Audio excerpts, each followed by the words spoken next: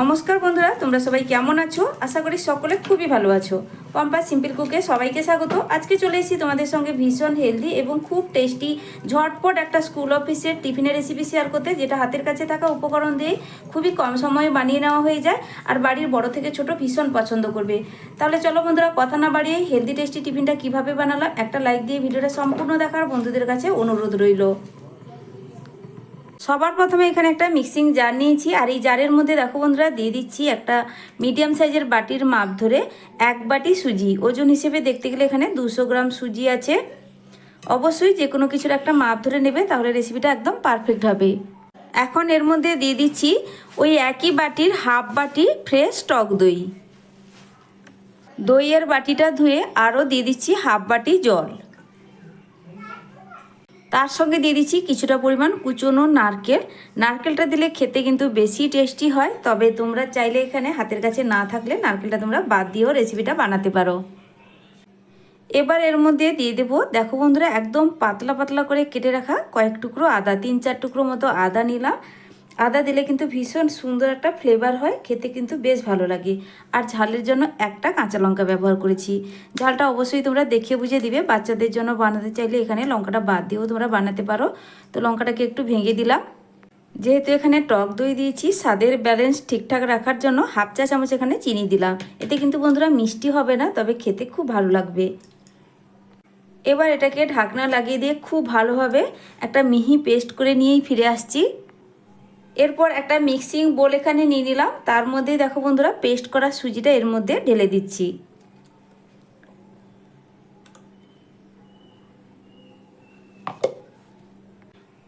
এবার তোমাদেরকে আমি ব্যাটারের ঘনত্বটা একটু তুলে দেখাচ্ছি। দেখো বন্ধুরা, ব্যাটারের ঘনত্বটা ঠিক এইভাবে হয়েছে।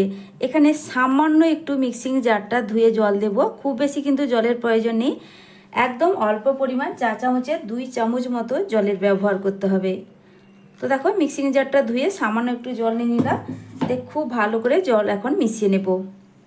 ভীষণ হেলদি এবং খুব টেস্টি আর খুবই সহজভাবেই কিন্তু এই রেসিপিটা বানানো হয়ে যায়। হাতের কাছে থাকা মাত্র কয়েকটা উপকরণ দিয়ে বন্ধুরা ঝটপট তৈরি করে নিতে পারবে। আর এটা স্কুল অফিসে টিফিনের জন্য যেরকম পারফেক্ট, সেরকম জলখাবার হিসেবেও সকালের জলখাবারে তোমরা এই রেসিপিটা বানিয়ে নিতে পারো। বাচ্চা বয়স্ক সবাই খুবই পছন্দ করবে। দেখবে বন্ধুরা, বাচ্চাদেরকে এইভাবে যদি বানিয়ে দাও তারা কিন্তু ভীষণ পছন্দ করবে। অবশ্যই বাড়িতে বানিয়ে খেয়ে দেখবে, তারপর কিন্তু কমেন্ট করে জানাতে ভুলবে না। আর রেসিপিটা সম্পূর্ণ দেখার অনুরোধ রইল। রেসিপিটা দেখার পর তোমাদের ভালো লাগলে অবশ্যই একটা মূল্যবান মতামত করে জানাবে আর একটা লাইক করে দেবে। তো দেখো ব্যাটার কিন্তু একদম তৈরি হয়ে গেছে। তোমাদের আমি কিন্তু তুলে দেখিয়েও দিলাম যে ব্যাটারের ঘনত্বটা ঠিক কিভাবে হয়েছে। একদম পারফেক্ট এই ঘনত্বের ব্যাটার তৈরি করতে হবে। এবার চলো ঝটপট এর মধ্যে কয়েকটা মশলা মিশিয়ে নেব। এখন দিয়ে দিচ্ছি স্বাদ মতো লবণ, হাফ চা চামচ গোটা জিরে।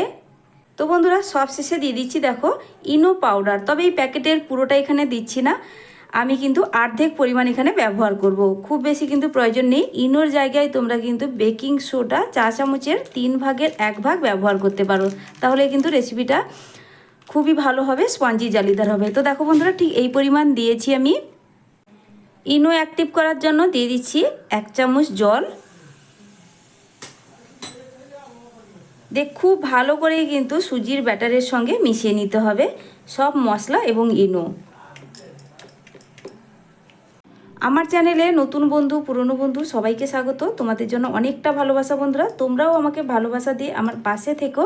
আর রেসিপিগুলো কেমন লাগে অবশ্যই কমেন্ট করে জানাবে। পুরনো বন্ধুদেরকে অসংখ্য অসংখ্য ধন্যবাদ জানাবো, যারা আমাকে প্রথম থেকে ভালোবাসা দিয়ে আমার পাশে আছে, এবং আশা করব আগামী দিনগুলো আমার সঙ্গে থাকবে এবং আমাকে ভালোবাসা দিবে।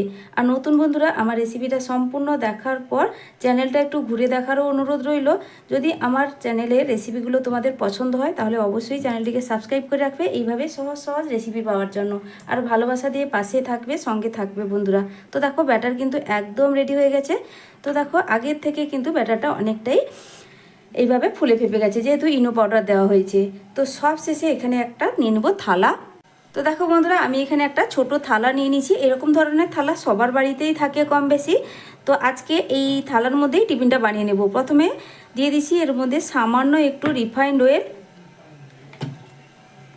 এবার একটা ব্রাশের সাহায্যে খুব ভালো করে থালার চারদিকে অয়েল ব্রাশ করে দিতে হবে। এইভাবে অয়েল ব্রাশ করে দিলে টিফিনটা খুব সুন্দর করে কিন্তু উঠে আসবে, কোনো রকম অসুবিধা হবে না। সাইডগুলোতেও কিন্তু ভালো করে লাগিয়ে দিতে হবে। তো বন্ধুরা খুব ভালো করে চারদিকে আমি অয়েল ব্রাশ করে দিয়েছি। এরপরে আমি দিয়ে দিচ্ছি সুজির ব্যাটার। সুজির ব্যাটার কিন্তু ইনো পাউডার দেওয়ার পর খুব বেশিক্ষণ রাখতে যাবে না, তাহলে কিন্তু পারফেক্টভাবে এটা ফুলবে না, স্পঞ্জি হবে না। সাথে সাথেই ইনো পাউডার মিশিয়ে নেওয়ার পরেই টিফিনটা তৈরি করে নিতে হবে। তো পুরোপুরি ব্যাটারটাই ঢেলে দিলাম থালার উপর।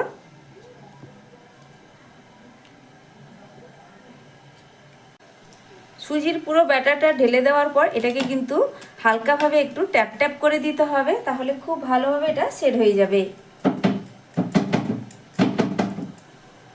উপর থেকে একটু চাট মশলা ছড়িয়ে দিচ্ছি, এতে কিন্তু খুব সুন্দর মুখরোচক চটপটা টেস্ট আসবে। আর সামান্য একটু লঙ্কার গুঁড়ো উপর থেকে ছড়িয়ে দিচ্ছি, একদম 1 চিমটির থেকেও কম পরিমাণ। যেহেতু কাঁচা লঙ্কা দেওয়া আছে, এটা কিন্তু শুধুমাত্র উপর থেকে একটু দেখতে ভালো লাগবে আর একটু হালকা ঝাল ঝাল ভাব হবে। তোমরা চাইলে এখানে লঙ্কার গুঁড়োটা স্কিপ করতে পারো। এখন দেখো বন্ধুরা, টিফিনটা যেহেতু ভাপে দিব, তার জন্য গ্যাসে একটা কড়াইতে কিছুটা পরিমাণ জল বসিয়ে দিয়েছিলাম। জলটাও ফুটতে শুরু করেছে। আর একটা স্ট্যান্ডও দিয়ে দিচ্ছি থালাটা বসিয়ে দেওয়ার জন্য। তো জলটা ফুটতে যখন শুরু করবে তখনই কিন্তু থালাটা উপর থেকে বসিয়ে দিতে হবে। এবার ওপর থেকে ঢাকা দিয়ে দেবো আর টিফিনটাকে ভাপে হতে দেব 8 থেকে 10 মিনিট। পুরোপুরি 10 মিনিটের পর আমি এখানে ঢাকনা সরিয়ে তোমাদেরকে দেখাচ্ছি। তবে মাঝখানে আমি একবার ঢাকনা সরিয়ে সামান্য একটু ধনেপাতা কুচি ওপর থেকে ছড়িয়ে দিয়েছিলাম। তো সেটা কিন্তু পুরোপুরি অপশনাল, না চাইলে তোমরা স্কিপ করতে পারো।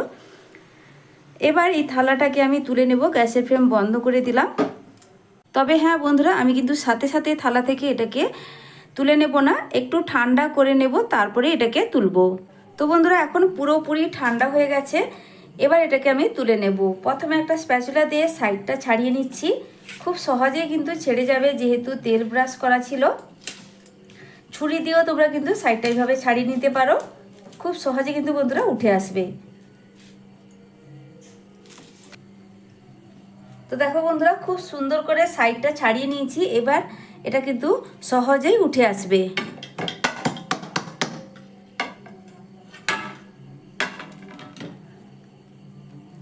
একদম পারফেক্টভাবে এটা তৈরি হয়েছে। তবে এটাকে আমি কিন্তু এবার পিস পিস করে কেটে নেব একটা ছুরির সাহায্যে।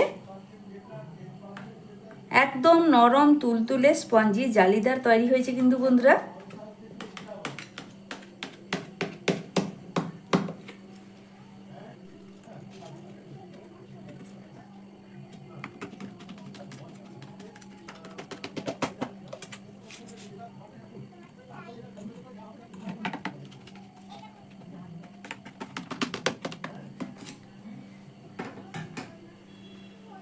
তো বন্ধুরা দেখো, আমি ঠিক এইভাবে করে প্রত্যেকটা পিস রেডি করে নিলাম। আর কতটা স্পঞ্জি নরম তুলতুলে হয়েছে দেখে নিশ্চয়ই তোমরা বুঝতেই পারছো।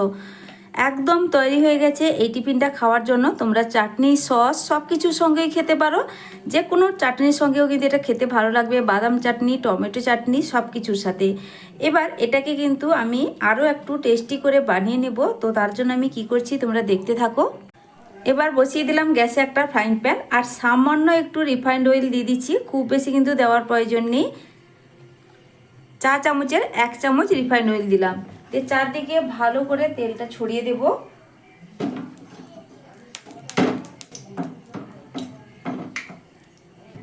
এবার দেখো বন্ধুরা, তেল যখন মিডিয়াম গরম হয়ে যাবে, তারপর একে একে টিফিনগুলো তেলের মধ্যে দিয়ে হালকা 2 পিঠ একটু ভেজে নেব।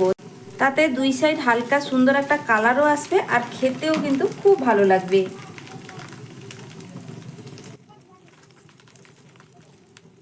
আর এইভাবে তোমরা যদি হালকা করেও না ভেজে খেতে চাও, এইভাবে ভাপে দেওয়ার পরেই তোমরা খেয়ে নিতে পারো। কিংবা চাইলে তেলের জায়গায় বাটার দিয়েও কিন্তু এটাকে 2 পিঠ হালকা একটু সেঁকে নিতে পারো, তাহলেও কিন্তু খেতে ভালো লাগবে। দেখো বন্ধুরা, হালকা সুন্দর একটা কালার চলে এসেছে। আবার উল্টে দিলাম। এখন দেখো বন্ধুরা, 2 পিঠ হালকা উল্টে পাল্টে এইভাবে সেঁকে নিয়েছি বা ভেজে নিয়েছি। তারপর আমি কিন্তু এটাকে তুলে নিচ্ছি। আর বাকিগুলো আমি একইভাবে একটু ভেজে নেব, তারপরেই ফিরে আসছি। একটা প্লেটের মধ্যে সাজিয়ে নিয়ে ফিরে এলাম। দেখো বন্ধুরা, দেখতে কতটা লোভনীয় লাগছে, দেখতেও যেমন সুন্দর, খেতেও কিন্তু ভীষণ টেস্টি, আর কতটা নরম তুলতুলে হয়েছে। অবশ্যই কিন্তু বাড়িতে বানিয়ে খেয়ে দেখবে, তারপর আমাকে কমেন্ট করে জানাবে তোমাদের রেসিপিটা ঠিক কেমন লাগলো বা কেমন হলো। তো আজকের মতো আসছি বন্ধুরা, ফিরে আসবো নতুন এক রেসিপি নিয়ে। তোমরা সকলে ভালো থেকো, সুস্থ থেকো। এতক্ষণ পর্যন্ত আমার রেসিপিটা ধৈর্য সহকারে দেখার জন্য অসংখ্য অসংখ্য ধন্যবাদ।